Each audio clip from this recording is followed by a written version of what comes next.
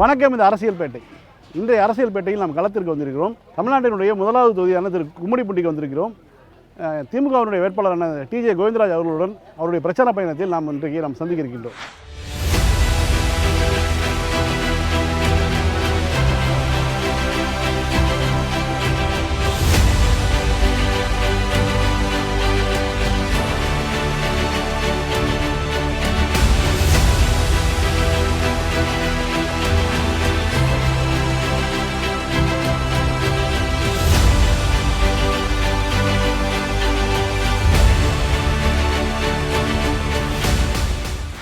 Sir வணக்கம். வணக்கம்.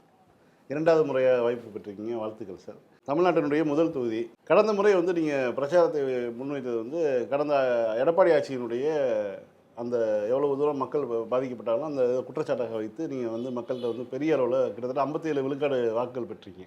இந்த முறை என்ன சொல்லி நீங்கள் ஓட்டு கேட்க போகிறீங்க? இந்த முறையை பொறுத்தவரையில் நம்முடைய முதல்வர் அண்ணன் தளபதியார் அவர்களுடைய 5 ஆண்டு கால திட்டங்கள், எங்களுக்கு வாக்களிக்கிறார்களோ இல்லையோ உதயசூரியன் சின்னத்திற்கும் தளபதியார் அவர்களுக்கும் வாக்களிக்கணுன்றது பெண்கள் உறுதியாக இருக்கிறாங்க. அதிலும் இந்த மகளிர் உரிமை தொகை அது பெரிய அளவில் பெண்கள் மத்தியில் ஒரு தாக்கத்தை ஏற்படுத்தி இருக்குது. அதே போல் காலை உணவு திட்டம்ன்றது அந்த குழந்தைங்க ரொம்ப சந்தோஷமாக அந்த திட்டத்தை அதனால் பயன்படுறாங்க. பெண்களும் காலையில் வீட்டு வேலைகளெல்லாம் செஞ்சு அதுகளுக்கு சாப்பாடு கொடுக்கணும் அப்படின்றத இல்லாமல் காலையில் தமிழக அரசின் சார்பாக பள்ளியிலேயே உணவு கொடுக்குறாங்கன்றத பெருமையாக நினைக்கிறாங்க.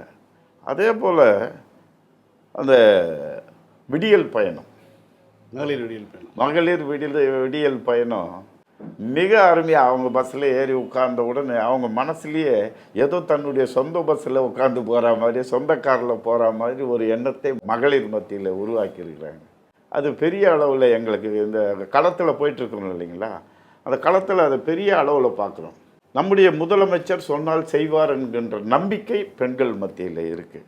கடந்த தேர்தலில் கூட நான் களத்தில் போகிறப்போ ஓரளவு பெண்கள் அப்படியே பார்த்தாங்க. ஆனால் பெண்கள் இப்போ கையெடுத்து வணங்குறாங்க. தம்பி நல்லா இருங்க, ரெஸ்பான்ஸ் தெரியுது. அந்த ரெஸ்பான்ஸ் நல்லாவே தெரியுது.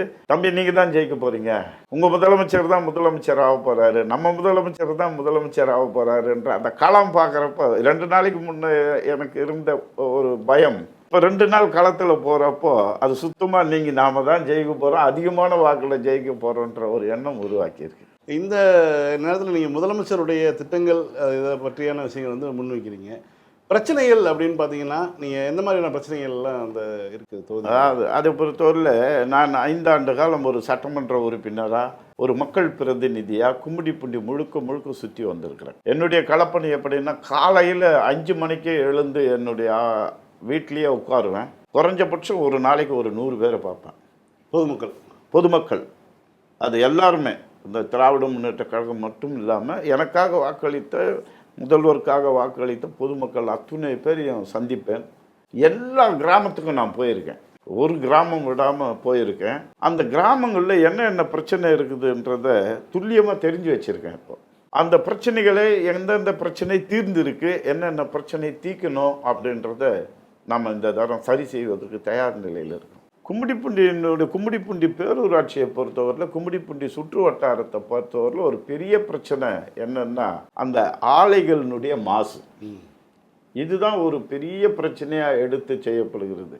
அது நீர் மாசாக இருந்தாலும் சரி, அதே போல் காற்றில் வரக்கூடிய மாசாக இருந்தாலும் சரி, ஒலி மாசாக இருந்தாலும் சரி, இவை எல்லாமே கடந்த ஆட்சி காலத்தில் அந்த ஆட்சியாளர்கள் வரக்கூடாத கம்பெனியெல்லாம், இந்த நிறுவனங்களை எல்லாம் இங்கே கொண்டு வந்துட்டாங்க. இரும்பு உருக்கு ஆலைகள் நிறைய இந்த இடத்துல இருக்குது. தமிழ்நாடு வேஸ்ட் மேனேஜ்மெண்ட் என்ற ஒரு நிறுவனம் தமிழ்நாட்டில் இருக்கக்கூடிய திடக்கழிவு, திரவ கழிவு எல்லாம் கொண்டு வந்து விவசாய பகுதியான இந்த பகுதிக்கு கொண்டு வந்து அதை ப்ராசஸ் பண்ணுறேன்னு சொல்லி அதை ப்ராசஸே பண்ணாமல் அதை எரிக்கக்கூடிய சூழ்நிலையை அவங்க உருவாக்கியிருக்கிறாங்க. அதனால தான் நிறைய மாசு கும்மிடிப்பூண்டியில் இருக்குது. இதை ஓரளவுக்கு இந்த 5 ஆண்டு காலத்தில் கட்டுப்படுத்தியிருக்கிறோம். அது உண்மை. கடந்த 5 ஆண்டு காலத்திற்கு முன்னே இருந்த மாசும் இப்போ இருக்கக்கூடிய மாசு மாசு கட்டுப்பாட்டு வாரியத்தினுடைய துணையால் நிச்சயமாக அது கட்டுப்படுத்தப்பட்டிருக்கிறது. வர இருக்கக்கூடிய 5 ஆண்டு காலத்தில் இன்னும் அதை நம்ம குறைச்சி பல்வேறு ஏரிகள், குறிப்பாக சொல்லணும்னா தாமரை ஏரின்னு ஒன்று இருக்குது கும்மிடிப்பூண்டியில், ஒரு 50-80 ஏக்கர் சுற்றளவு கொண்ட ஒரு ஏரி.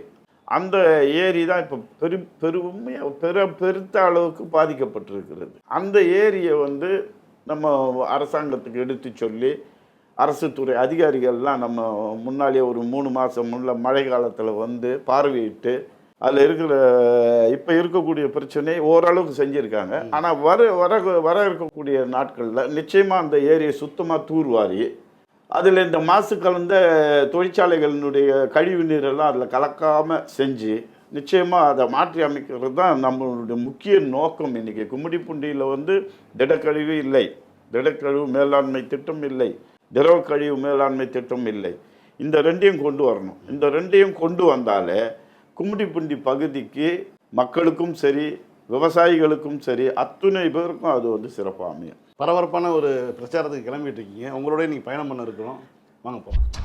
தொடர்ந்து மக்களை பார்த்துட்டு வரீங்க. மக்களுடைய முகத்தில் நீங்கள் என்ன கவனிக்கிறீங்க? நாங்கள் 1989 நாடாளுமன்ற தேர்தல், சட்டமன்ற தேர்தல்னு 10 தேர்தல் நாங்கள் பார்த்துருக்குறோம். அந்த 10 சட்டமன்ற தேர்தலில் மக்களினுடைய முகத்தை பார்க்குறப்ப தெரிஞ்சிடும் இவங்க ஓட்டு போடுவாங்க போட மாட்டாங்கன்னு.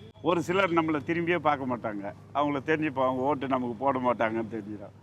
ஒரு சிலர் பார்த்து சிரிப்பாங்க, இவங்க நடுநிலையாக இருந்து நமக்கு ஓட்டு போட வராங்கன்னு தெரியும். ஒரு சிலர் நம்மளை வரவேற்று, ஐயா உனக்கு தான் ஓட்டு, நாங்கள் உதயசூரியன் சின்னத்துக்கு தான் போட போகிறோம், கலைஞருக்கு தான் போட போகிறோம், முத்துவேல் கருணாநிதி ஸ்டாலின் அவர்களுக்கு தான் போட போகிறோன்னு சொல்லுவாங்க.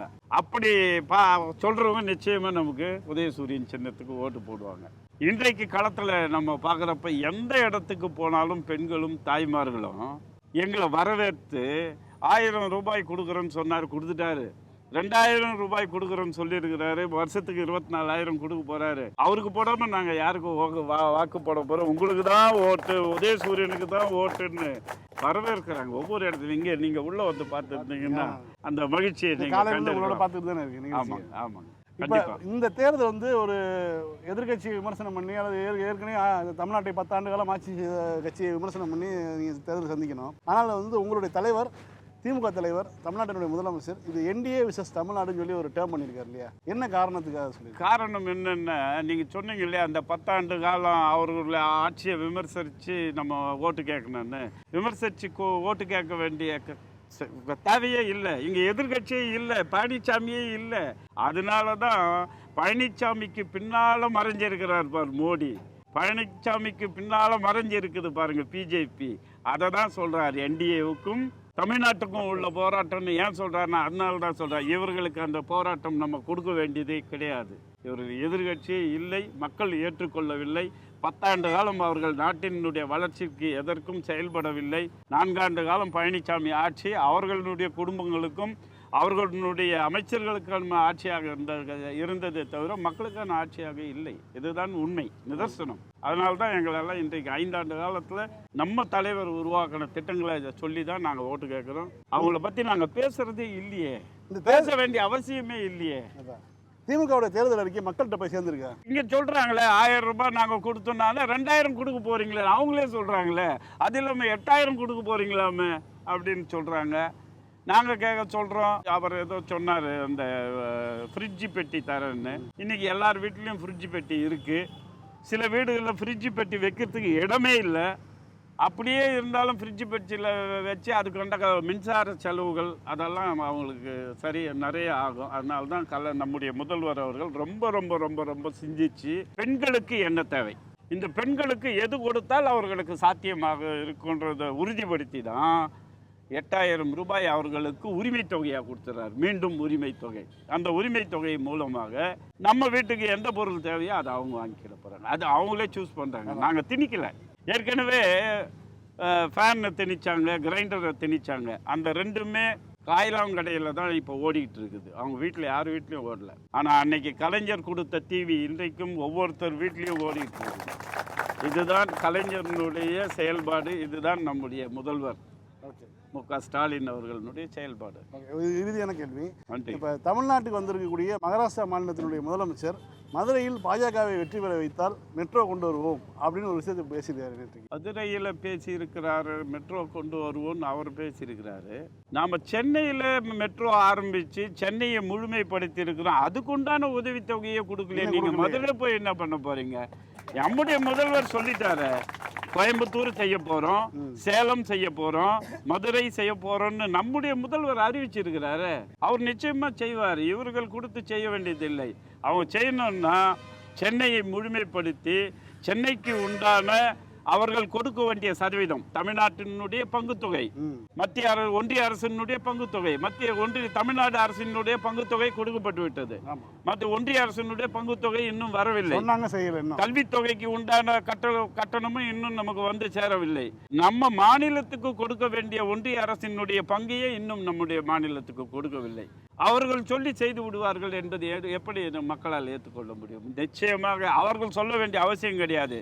மதுரைக்கும் சேலத்திற்கும் அதே போல கோயம்புத்தூருக்கும் மெட்ரோ அமைப்பதை நம்முடைய முதல்வர் தான் நிர்ணயிக்க வேண்டுமே தவிர எங்கோ இருந்து வந்த முதல்வர் நிர்ணயிக்க வேண்டிய அவசியம் இல்லை. ஒரு விவசாய தொகுதியாக, தொழிற்சாலை மிக்க தொகுதியாக இருந்த இந்த உங்கள் கும்மிடிப்பூண்டி தொகுதி மெல்ல மெல்ல ஒரு அர்பனைசேஷன் ஆகிட்டு இருக்கு, நகர்மயமாகி.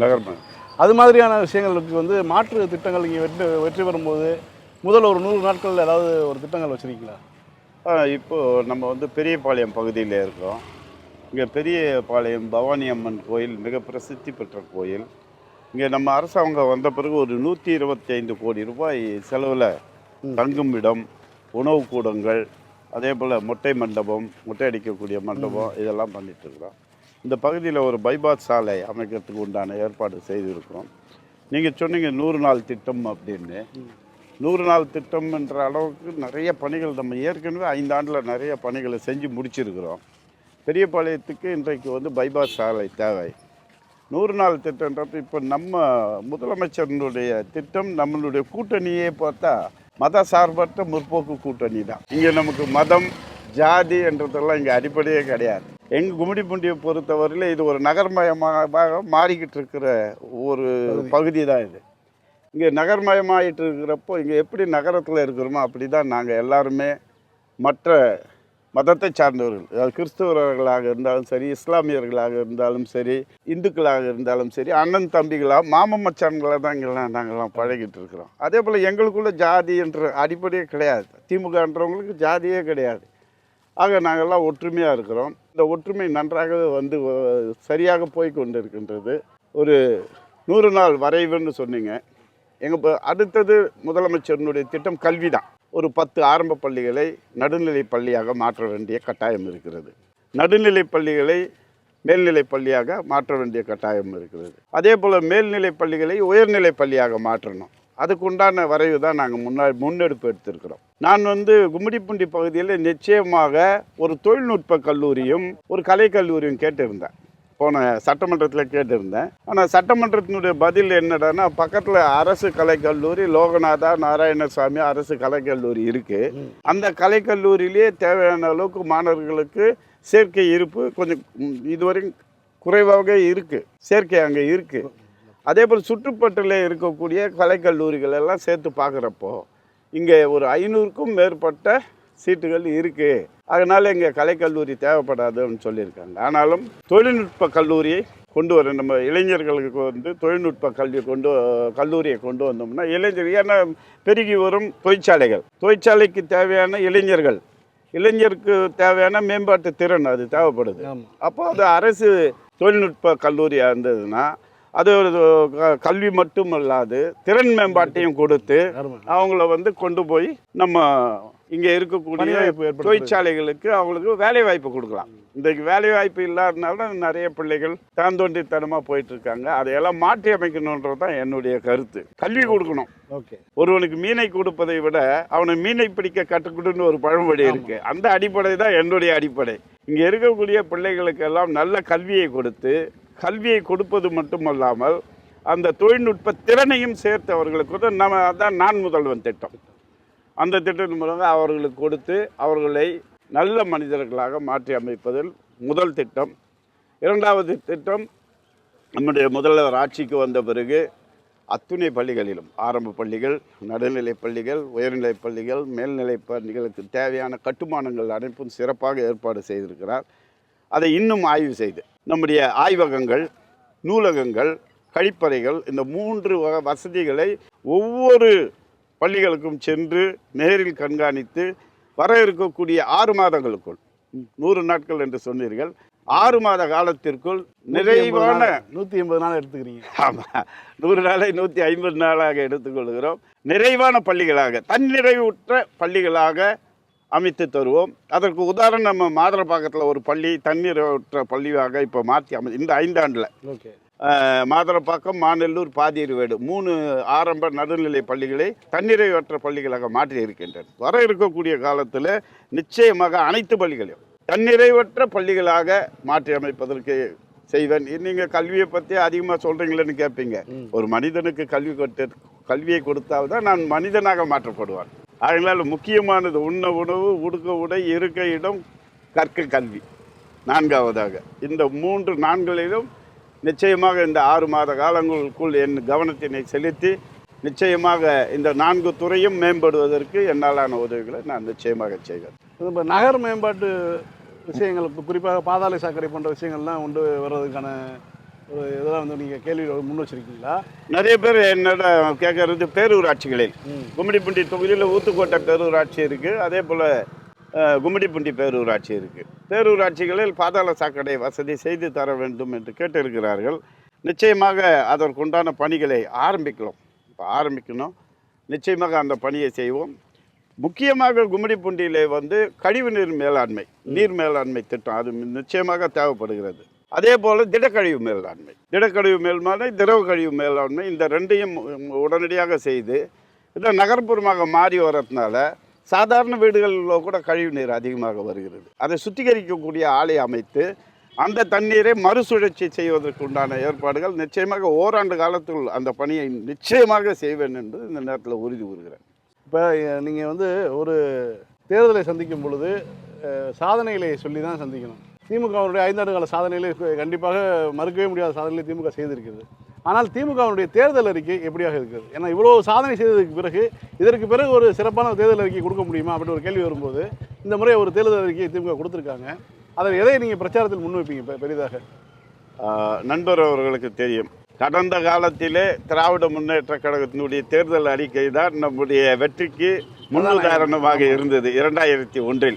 இப்பொழுது நம்முடைய அந்த தேர்தல் அறிக்கைகளில் 199% அனைத்து அறிக்கைகளையும் நம்முடைய முதல்வர் அவர்கள் நிறைவேற்றி இருக்கக்கூடிய ஒரே முதல்வர் நம்முடைய முதல்வர் அவர்கள் நிறைவேற்றி இருக்கின்றார். அதில் குறிப்பாக சொல்ல வேண்டுமானால் குழந்தைகளினுடைய காலை உணவு திட்டம், அதே போல் நம்முடைய தாய்மார்களுக்கு கொடுக்கக்கூடிய உரிமை தொகை திட்டம், அதே போல் நம்முடைய பிள்ளைகள் உயர்கல்வி படிப்பதற்காக புதுமை பெண் திட்டம், தமிழ் புதல்வன் திட்டம், நான் முதல்வன் திட்டம், இந்த திட்டங்கள் எல்லாம் இன்றைக்கு பெரிய வரவேற்பை பெற்றிருக்குது. இன்றைக்கி பார்த்தீங்கன்னா நாங்கள் கிராமப்புறத்தில் போகிறப்போ புதுசாக நம்ம தேர்தல் அறிக்கை கொடுத்துருக்கோங்க இல்லைங்களா, 1000 ரூபாய் கொடுக்கும் என்று சொன்னார், கொடுத்து விட்டார். இப்போ 2000 கொடுக்குறோன்னு சொல்லியிருக்கிறார். நிச்சயமாக கொடுப்பார் என்ற நம்பிக்கை பெண்கள் மத்தியில் அந்த நம்பிக்கை இருக்குது. அதுதான் முக்கியம். இன்றைக்கு யார் தொகுதியிலே 85,000 பேருக்கு மேலே பயனாளிகள் இருக்கிறாங்க. அது மட்டும் இல்லாமல் அந்த நம்பிக்கை இருக்குது. நம்முடைய முதல்வர் சொன்னால் செய்வார். 1000 ரூபாய் கொடுக்கிறேன் என்றார், கொடுத்தார். இந்த தரம் 2000 ரூபாய் கொடுப்பேன் என்கின்றார், நிச்சயமாக கொடுப்பார் என்ற நம்பிக்கை பெண்கள் மத்தியில் இருக்கின்றது. அது மட்டுமல்லாது இன்றைக்கு 8000 ரூபாயில் வீட்டுக்கு தேவையான பொருட்களை எல்லாம் பெற்றுக்கொள்ளலாம் என்று ஒரு திட்டத்தை அறிவித்திருக்கின்றார். அது பெண்கள் மத்தியில் மிகவும் அதிகமான முறையில் வரவேற்கக்கூடிய ஒரு அறிக்கையாக அது இருக்கின்றது. ஏனென்றால் பெண்கள்லாம் என்ன நினைக்கிறாங்க, ஒருத்தர் வந்தால் கொடுப்பார், செய்வாரா செய்ய மாட்டாரான்ற ஒரு பயம் இருக்கும். எதிர்த்தரப்புல ஃப்ரிட்ஜ் தரேன்னு சொல்லி அதுதான் சொல்ல வரேன். எங்கள் வீட்டில் ஏற்கனவே ஃப்ரிட்ஜ் இருக்குது, இன்னொரு ஃப்ரிட்ஜை வாங்க வேண்டிய அவசியம் எனக்கு இல்லை. நீங்கள் எடுத்துகிட்டு வந்து திணிக்க வேண்டிய அவசியம் கிடையாது. அதே நேரத்தில் ஃப்ரிட்ஜே வைக்க முடியாத வீடெல்லாம் இருக்குது. ஃப்ரிட்ஜை வைக்கிறதுக்கு கூட இடம் இல்லாத வீடுகள் இருக்குது. அப்போ முதல்வரோட இந்த 8000ன்றது அவர்களுக்கு தேவையான பொருட்களை அவர் பெற்றுக்கொள்கிறார். இது பெரிய விஷயம் தானே. என்ன தேவையோ, என்ன வேணுமோ அவர் குடும்பத்துக்கு தேவையான பொருட்கள். ஃப்ரிட்ஜ் என்பது தனிப்பட்ட முறையில் கொண்டு வந்து கொடுப்பது. அவர் ஏற்கனவே இந்த காலத்தில் அத்தனை கிராமங்களிலும் வீடுகளிலும் ஃப்ரிட்ஜ் இருக்குது. அதனால் இந்த 8000 திட்டம் பெண்கள் மத்தியில் பெரிய வரவேற்பை ஏற்படுத்தியிருக்கு. இதை வந்து முன்வைச்சு தான் நிச்சயமாக அதை தான் நாங்கள் எடுத்து சொல்லி மக்களிடம் பேசிக்கொண்டு நிச்சயமாக நேரத்துக்கு எங்களோட பகிர்ந்துட்டு ரொம்ப நன்றி. நன்றி. வெற்றி பெற வாழ்த்துக்கள். நன்றி நன்றி நன்றி. நேயர்களுக்கும் கும்மிடிப்பூண்டி தொகுதியின் வேட்பாளராக இருக்கக்கூடிய கோவிந்தராஜன் என் நெஞ்சார்ந்த நன்றியினை நான் தெரிவித்துக் கொள்கிறேன்.